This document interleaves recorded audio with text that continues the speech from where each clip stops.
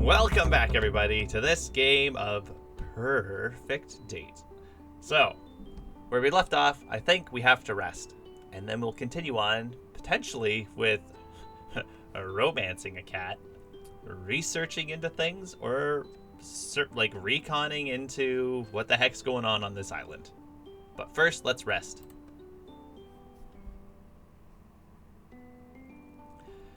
You had a lovely nap and wake up feeling revitalized. Your energy has been restored. Magic!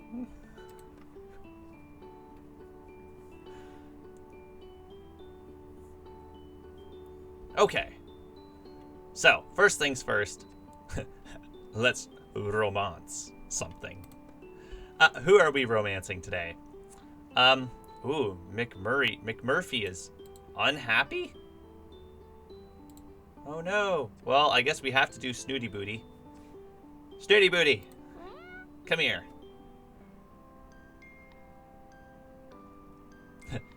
Snooty Booty? Snoots! I've been searching for the Sphinx for what feels like ages.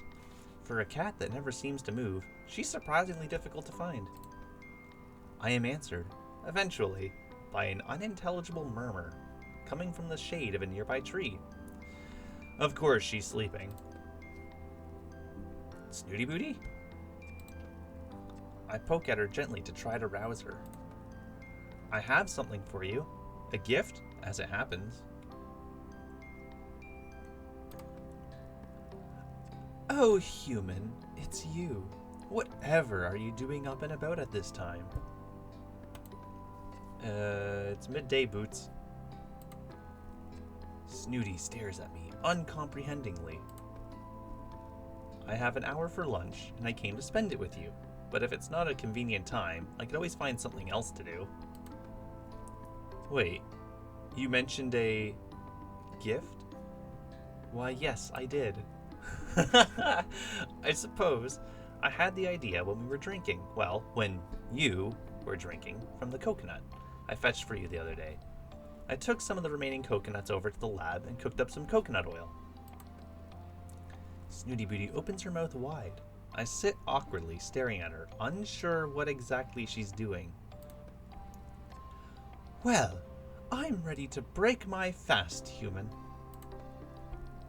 It's hard sometimes to know whether to laugh or spit with this spoiled feline. No, Boots, it's not for eating. You mentioned how good drinking coconut water is for you, so I thought you might like coconut oil to rub onto your skin. Keep you moisturized and youthful? Aren't you terribly clever? Yes, I am. I can't help but blush. Snooty Booty rarely compliments anyone, so I feel honored. You may begin. Snooty Booty lolls onto her back, exposing her plump pink tummy to me. Oh, you want me to rub it in for you? Snooty Booty simply smiles in response. Well, a please wouldn't go amiss. Yes, well, I didn't want to make a fuss, but I would prefer if you asked first. I sigh. There's not much point in arguing with Princess Snooty Booty. I don't think she actually means to be rude. Sometimes she just doesn't seem to understand how to talk to people as equals. I don't have the energy to deal with it today, but I make a note that at some point she and I are going to have a little chat about etiquette. Oh, I'm sure she would enjoy that conversation. Please, may I rub this coconut oil into your skin? Yes, you may. I pour some of the pungent liquid into the palm of my hand and rub it together with the other. I have no idea what I'm doing, as I've never massaged anyone before, but I work along the lines of putting sunscreen on a friend. As I touch the warm, loose skin on Snooty's primordial pouch, I'm struck by how delicate she really is, and I try to be as gentle as possible. Is that okay? You're very skillful with your hands, human. Okay. I do wish I had these thumb things. They seem so useful. They're quite handy, to be honest, but paws are cool too. Snooty Booty lazily inspects one of her paws. Do my paws next, will you? Snooty's skin is reacting well to the treatment and has become shiny and pliant. I see the good it's doing. I move on to massage her paws, but I'm quite taken aback by the length of her claws. Oh my boots, your claws are really quite long. Don't you use a scratch post or anything? What? You know, something abrasive to file them on? Whatever for?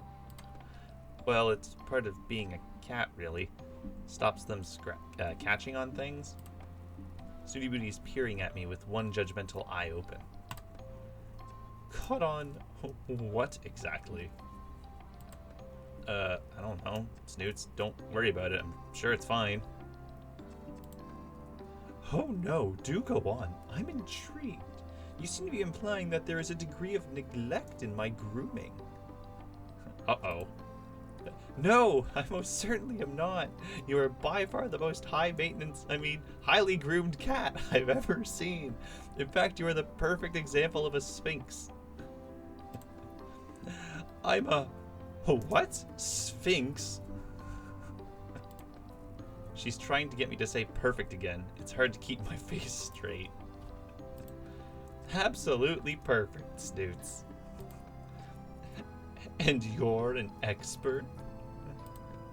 Well, I wouldn't call myself that, but I've been reading up on Sphinx cats, and you have all the characteristics of a pedigree. It's very sweet of you to say so. Remind me, what would those be?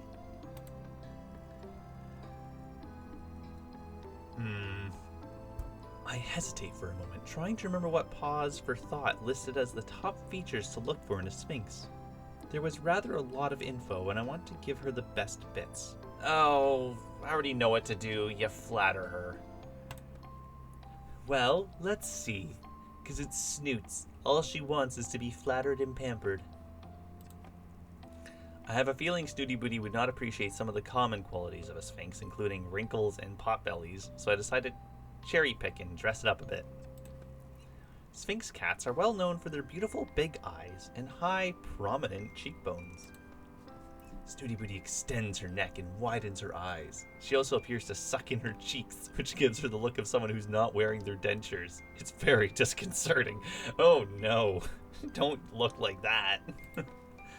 And they have a very shapely physique. This isn't strictly true. Sphinxes tend to be quite muscular, but something tells me Snooty Booty wouldn't approve of that description.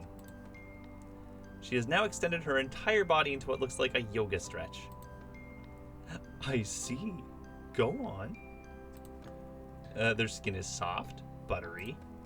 This is sort of true, because they don't have fur to soak up excess oils. Sphinx cats can become quite greasy. It is recommended that they be patted down with a cloth as part of their regular grooming. The more you know. I'm listening. And, they're very regal. Regal? I'm not sure where that word came from, but Snooty Booty seems to enjoy it. Well, human. It seems you have a vast and accurate knowledge of my kind. I'm rather impressed with you. I blush. It's not often she gives out compliments, but when she does, it makes you feel like $1 million. Aw, Snoots. Thank you, Snoots. Which prompts me to take what you were saying about my claws far more seriously. Do you think you ought to tend to them? In what way? The length. I believe you were suggesting they ought to be trimmed. I wasn't saying that, but I don't think it's a bad idea. No, it's definitely not. Perhaps I could help you with that? A manicure? What a marvelous idea. Let's say tomorrow, same time? Well, if I can get away. I feel like she's played me. Yeah, a little bit. You really are most kind. Thank you, human. And with those few words, my heart is a puddle at her feet. Oh, Snooty. Okay. Where are we going to next, everybody? I think we just keep on doing the trio. We got to do some research. I guess we'll do research 12 because we've already completed that one. Organize a few samples from previous field trips.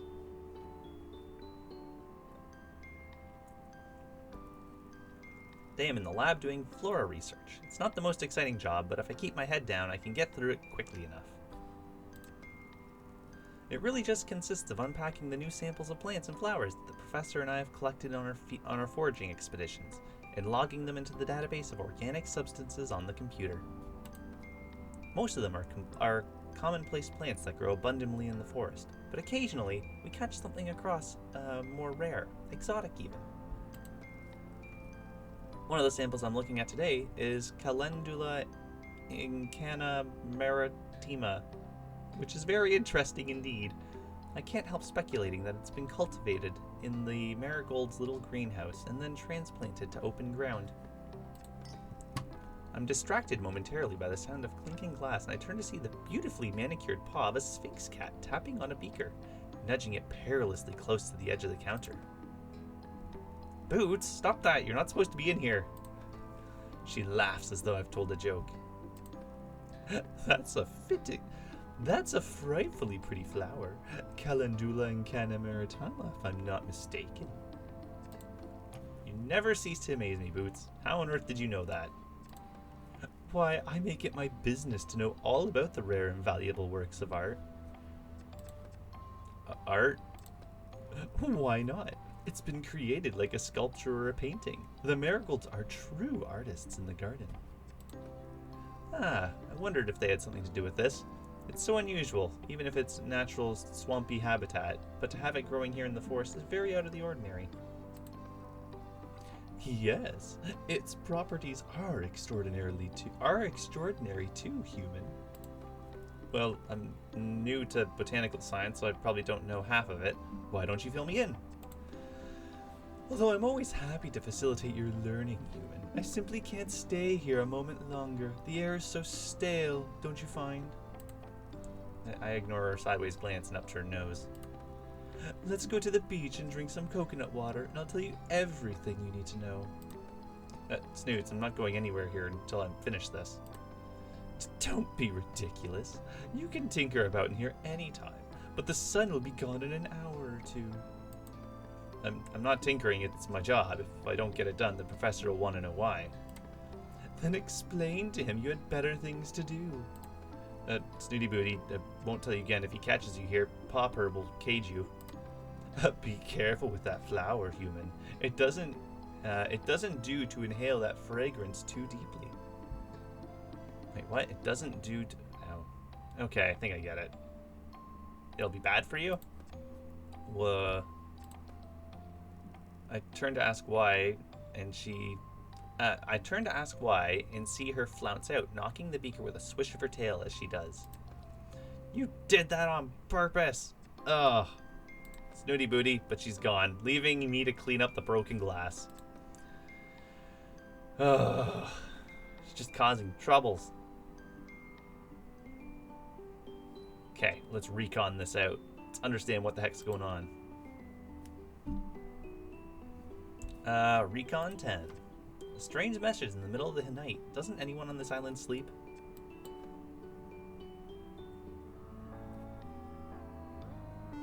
I hear my catalog beeping.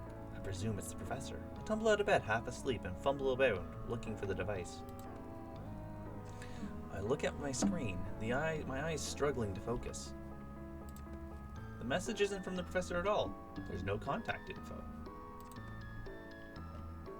Unknown number. Come outside. Ooh. Who is this? Come outside. Oh, that's a creepy voice. They obviously aren't going to respond to my question. Should I do the message tells me? Yeah, go outside. My curiosity is roused. I have a feeling there's something important to learn from this stranger, so I throw on my clothes and crawl out of my tent. I don't see anything out of the ordinary. Anybody out there? My catalog beeps again. Walk to the edge of the forest. Oh no. I'm not going any further until you tell me who you are. Thank you. Walk to the edge of the forest. Oh. No. Walk to the edge of the forest. Okay, now it just feels like that they're broken. Walk to the edge of the forest. Walk to the edge of the forest. Stop it! And I realize I have walked to the edge of the forest. Oh, you fool. At the edge of the forest, I see something on the ground. As I get closer, it becomes clear that it's a small posse of flowers. I gingerly pick them up and notice that several of the flower heads are missing. A catalog beeps again. Follow the petals. That's when I see the trail of little orange petals, the same color as the bouquet I'm holding. Well, I've come this far, no turning back now. I begin to walk. I'm nervous, so I call out. Hello? No answer. Louder this time. Hello? Oh, what's Floofy Butt's name? Hello? Hello? Who's that? Who goes there? Major? Is that you, Floofy Butt? I really wish you wouldn't call me that, human. What on earth do you think you're playing at? Cavorting around the forest in the dead of night, causing a ruckus? Oh, Major, you don't know how pleased I am to see you. I need your help. And this can't wait until a civilized hour? I'm afraid it can't. I'm not the one instigating this. I've been getting messages from an anonymous source asking me to follow them into the forest. Look, they've left this trail. Ah! Calendula maritama, marigolds, herb of the sun. They're said to represent creativity, although some believe them to be symbols of cruelty and grief. Your knowledge is always so impressive, but I have to say on this occasion it's not very comforting. Floofy Butt goes striding off with purpose. Come along then, Elliot. Are we going to follow this trail or not? I shuffle awkwardly behind him. Before the sun comes up, eh? We continue on for a short while and notice that the petals are getting more sparse. It's becoming more difficult to see them, until eventually they seem to run out and we find ourselves at a small clearing. Well, it appears somebody's been playing a joke on you, Elliot. I sadly agree. This has been nothing but a wild goose chase. Seems so, Major. I'm sorry for dragging you into this. Let's go back to our beds before we waste any more precious snooze time on this fool. I turn to Floofy Butt and notice that his back is arched and his fur is puffed up, making him look even more floofy than usual. Something wrong, Major? You tell me, human. Does that pile of rocks look suspicious to you? Amongst myriad rock piles, I notice a small, contrived-looking cairn. Floofy Butt's right. It looks far from natural. That looks to me like it's asking to be inspected, Major. Well, get to it, Elliot. You're the one with the thumbs. Okay, thumbs seem to be playing a very important role so far. I begin to dismantle the small mound, rock by rock. It's not until the foundation stone is removed that we find a manila envelope. Major, look, it's a letter. Looks rather large for a letter, my dear. I think you ought to open it. Here, we're back at base. Having got this far, I think it's only fair that we have equal share of the spoils. Yeah, that's fair. Spoils? Yes, perhaps we should look right now, Major. As I'm speaking, I've torn into the envelope. Well, out with it.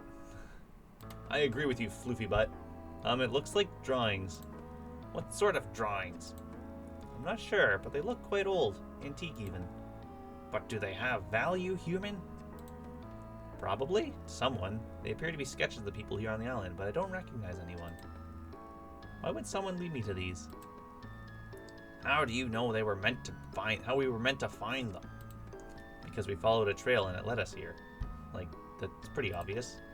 Actually, the trail ended a while back. This could be a mere coincidence. I hardly see the intrigue in a few old scribbles. They show no artistic flair at all. Even so, I'm going to hang on to these to see if they prove relevant to whatever mystery is unfolding here on the island. Floofy Butt rolls his eyes. You really ought to focus more on the clues that matter instead of running around in the middle of the night on wild goose chases. Let's head back before anybody discovers you're missing. I roll up the drawings and tuck them into my waistband. I will study them while I have more time. I think Floofy Butt is probably right, but I don't want to miss a trick. Get some rest now, Elliot. Ooh, finally a sensible suggestion. I head after Floofy Butt, struggling to keep up. I really need some sleep.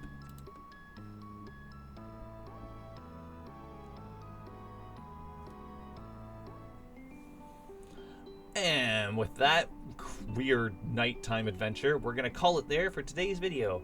As always, everybody, thank you for watching. Please comment, like, subscribe, and I hope you're enjoying this. Let me know in the comments what you think, and let me know in the comments what you think is going to be going on here on this weird island. As always, hope to see you next time. Bye!